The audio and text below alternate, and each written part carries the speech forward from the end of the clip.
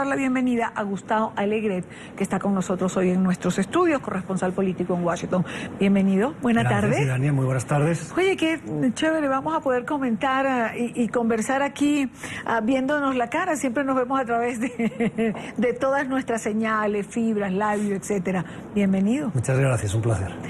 Parece que, Gustavo, Trump no las tiene todas consigo, es decir, no hay manera de que logren, de alguna manera, y perdón por la redundancia, frenar las múltiples protestas que se llevan a cabo en Estados Unidos. Y no hay manera porque él sigue siendo un candidato atípico y se está dirigiendo a un tipo de público, que es un público que realmente quiere escuchar esto. Lo sorprendente de su campaña es que cualquier presidente que en una democracia consolidada occidental busca la presidencia, lo que hace después de haber ganado unas primarias es moverse al centro.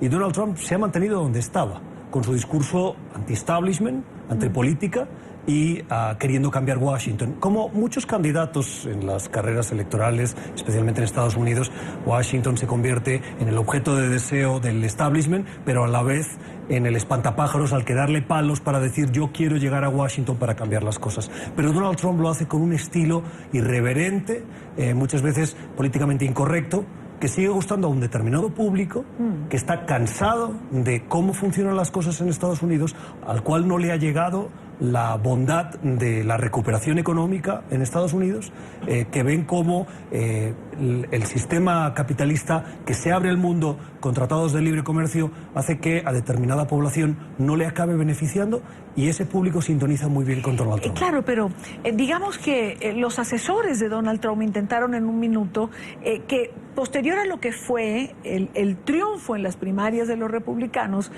digamos, este estilo disminuyera un poco, pero creo que fue nadar contracorriente porque no pudieron. Trump en algún momento lo vimos quizás menos confrontador, tratando de verse de alguna manera presidenciable, pero a ver, finalmente va siempre a lo mismo. Y Dania, ¿quién es Donald Trump? Donald Trump es un candidato que viene del mundo de los negocios, además de un mundo, el de la construcción, el de las viviendas, que es un mundo que, si se me permite, puede ser turbio con mucha facilidad, y del mundo de los reality shows. Y por lo tanto, ese personaje surgido en una época en un Manhattan con una historia, que luego triunfa en la televisión, llega al mundo de la política. Había en Washington, cuando tienes la ocasión de hablar fuera de micrófonos, fuera de cámaras, algún analista que decía, conociendo a Donald Trump, estoy seguro que Donald Trump buscaba estar en las primarias en un momento en el que estaba renegociando sus contratos televisivos y por lo tanto buscaba la proyección. Hay candidatos, había 17, Dania. Sí. Entonces hay candidatos que se presentan para tener esa ventana al público en Estados Unidos, para ganar notoriedad, luego escribir un libro y continuar siendo analista en los programas, en los múltiples programas de televisión. Entonces Donald Trump es ese candidato que no responde a los patrones habituales o estándares, sí, y eso ha hecho que tenga éxito, y eso es ahora mismo también el lastre de su propia imagen. Ahora, ¿cómo van las encuestas? ¿Qué dicen los números los últimos días, Gustavo? Esto es una montaña rusa, como decían en mi tierra, un roller coaster, un sube y baja. Vamos a pedirle a producción que nos ponga las últimas. Real Clear Politics es una empresa, una organización en Estados Unidos que lo que hace es recoger todas las encuestas que se publican en Estados Unidos y hace las medias.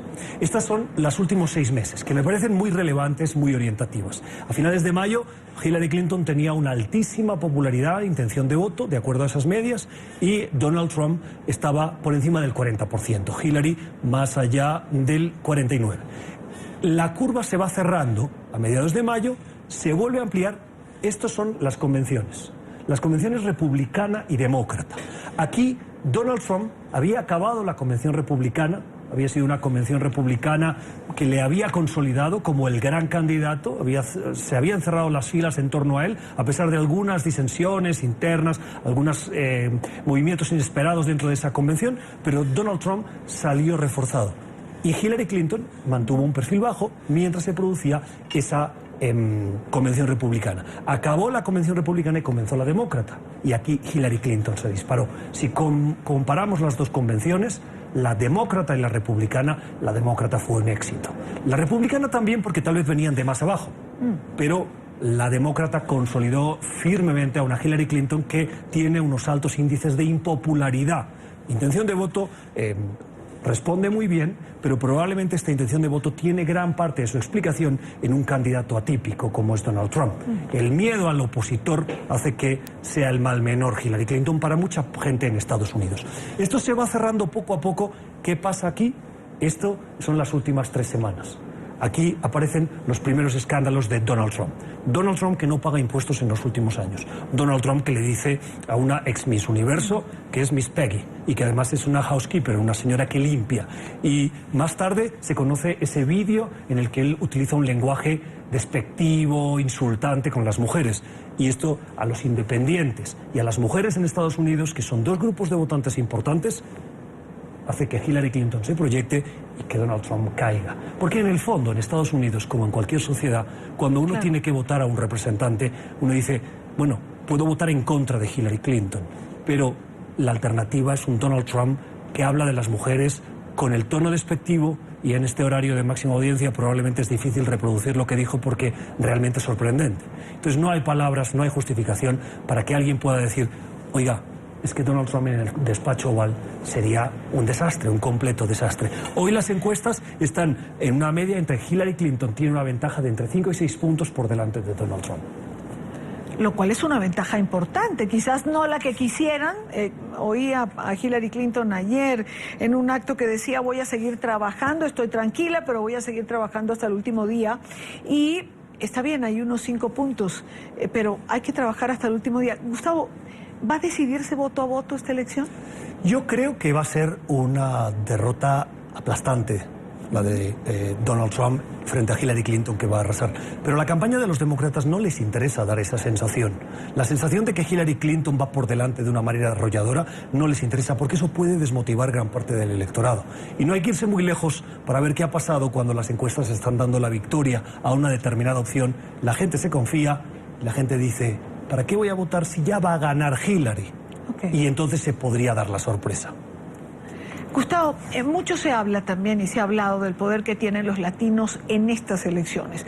No solo para elegir, sino para ser electos. En estados como la Florida, la campaña ha estado llena de acusaciones, muchas de ellas de carácter criminal que podrían tirar al traste las intenciones de la comunidad hispana de tener una representación fuerte en el Congreso y sobre todo en las alcaldías. Quiero compartir con ustedes, con Gustavo, que es nuestro invitado hoy, y con ustedes, una nota de Orlando Guerrero que tiene información en relación a esto, y luego regresamos y seguimos comentando. Orlando. Hola, ¿qué tal? Las acusaciones entre los candidatos no son exclusividad de la campaña presidencial hacia los Estados Unidos. En estados como la Florida, los electores se quejan particularmente de la ausencia de programas de gobierno entre los diferentes candidatos. A crime committed. Our trust violated.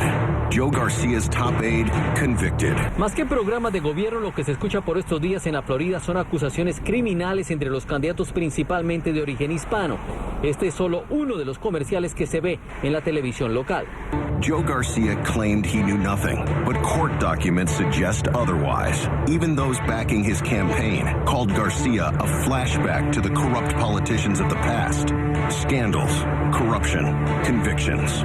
We can't let Joe Garcia run his scheme on us again. El demócrata Joe Garcia pretende regresar al Congreso Federal. Su oponente es hoy el representante republicano Carlos Curbelo. En particular, mi oponente está dispuesto a hacer y decir cualquier cosa para ganar. Todo lo que estén hablando es falsedades. Bueno, el historial del señor García todo el mundo lo conoce. Su campaña cometió fraude. Son acusaciones mutuas de corrupción y de defender intereses privados. Los electores simplemente ven las cosas desde la barrera. Cuando vienen a cosas contra los intereses, contra el medio ambiente, a favor de los grandes bancos, a favor de los grandes intereses, él está con toda esa gente. Pero nosotros no sabemos por quién él vota, porque no es por el distrito. Es, me imagino, por los clientes en esa lista que él no está dispuesto a dar esa información. Toda la información sobre mi campaña se puede encontrar por internet. Yo he cumplido la ley en todo lo que se me requiere. Los aspirantes al Congreso Estatal hacen una campaña muy parecida. Shady politics and dark money. An insurance tycoon is bankrolling a campaign to elect Jose Javier Rodríguez. Big insurance and big money means Rodríguez owes big favors. José Javier Rodríguez y Miguel Díaz de la Portilla buscan una curul en el Senado de la Florida. Son de origen hispano y lo que más se escucha de ellos por estos días son esta clase de señalamientos. Además de ser mentiras, los anuncios son muy irónicos, porque por ejemplo uno que tiene que ver con los seguros, yo tengo un récord intachable a favor de los consumidores. A una campaña sucia, llena de mentiras, calumnias, engañosa, la campaña financiada totalmente por grupos de intereses especiales y las grandes compañías de seguro. Sabemos que Díaz de la Portilla, además de ser un político en esta comunidad con 20 años en la política, también es un cabildero profesional. Está criticándome porque yo soy abogado que ejerce su profesión. El contrario es un individuo que tan pronto salió electo, se buscó un trabajo donde le pagan sin tener que trabajar. After Donald Trump promised to bring his Miss Universe show to town, Díaz de la Portilla delivered our tax dollars to help Trump. After taking thousands from big insurance, he delivered again, raising property insurance rates. Republican Díaz de la Portilla, always delivering for special interests. Bueno, para mí se ve muy feo que están haciendo esos argumentos. Lo más importante es saber cómo sí nos van a apoyar, cómo van a cambiar las cosas, pero de toda manera ya esos argumentos para mí no me afectó mi decisión, ya sabía por cuál candidato iba a votar. Bueno, la verdad me hubiese gustado que se vieran argumentos como había antes, de cómo explicaban de cómo iban a cambiar ciertas cosas en base a lo que tenían planteado y cómo lo iban a ejecutar. No me gustó la parte de que este año o esta vez lo que hacían era que se atacaban el uno al otro, aunque ya mi decisión estaba tomada desde antes. Realmente los debates para mí no fueron mucha diferencia, ya que estaba completamente decidida. Claro, mira, nosotros ya no queremos escuchar más noticias malas o que se estén tirando los trapitos sucios, como decimos nosotros. Solamente queremos escuchar las propuestas que tienen y así nosotros podemos decidir por quién votar, por quién no. No nos interesa saber si fueron malas personas, porque a veces son solamente rumores. No sabemos si es verdad o no. Entonces queremos es escuchar las nuevas propuestas que nos van a traer y así poder tomar una decisión. Este mismo nivel de confrontación entre los candidatos de origen hispano se ve a nivel de alcaldías y también de consejos municipales. Esta es la información desde Miami. Soy Orlando Guerrero. Regreso con ustedes. ¿Se ha perdido tiempo o se ha gastado más tiempo, Gustavo, en insultos que en propuestas? Forma parte de la retórica de las campañas. Siempre está la campaña en positivo, pero la campaña que ayuda a desmontar al candidato contrario es sacarle o poner en evidencia sus trapos sucios. Cuando se cruza la línea de lo personal, es ahí cuando las campañas se convierten de sucias a negras. Por lo tanto, esta campaña electoral en Estados Unidos me da la impresión de que sí ha cruzado esa línea y puede ser una de las más sucias, de las más negras que se está produciendo en la Unión Americana. Yo recuerdo la relación entre Mitt Romney y Barack Obama. Fue dura. Se filtraron cosas, pero jamás se llegó al ataque de lo personal, del insulto. En esta campaña, en medio de un debate, que Donald Trump le haya dicho a Hillary Clinton, nasty woman, mujer desagradable, sí. Eso no fue el titular del debate. Eso es lo más sorprendente, porque Donald Trump ya tiene una áurea de un candidato tan excepcional que se le permiten determinadas irreverencias, cuando muchas de ellas en cualquier campaña normal serían un escándalo y podrían llevar incluso a que algún candidato presentase su renuncia. Donald Trump se reafirma. Y antes de ya irnos al corte y despedir a Gustavo, hablemos del voto latino. ¿Realmente es tan importante para decidir esta confrontación electoral? Es difícil de saber. Hay quienes interesados en que los latinos tengan más atención, que insisten en que el voto latino va a ser decisivo. Pero la frase de los latinos van a ser decisivos se ha oído ahora, se oyó en el 2012, se oyó en el 2008 y por lo tanto me da la impresión de que es un mantra. ¿Qué dicen los datos? En Estados Unidos hay 27 millones de ciudadanos de origen latino o hispano que pueden o son elegibles para votar, que se dice, de los cuales solo el 13 millones van a votar en estas elecciones según las proyecciones de una organización que se llama Naleo. Pero van a votar 13 millones solamente ¿por qué? ¿Porque son los que quieren votar o porque son los únicos que están inscritos o legalmente pueden hacerlo o porque son los únicos a los que le interesa de esos 27 millones? Porque se han registrado y cumplen los requisitos. Okay. Estos son los datos. Vamos a ver si producción nos pone que votan los latinos en Estados Unidos de acuerdo a las proyecciones.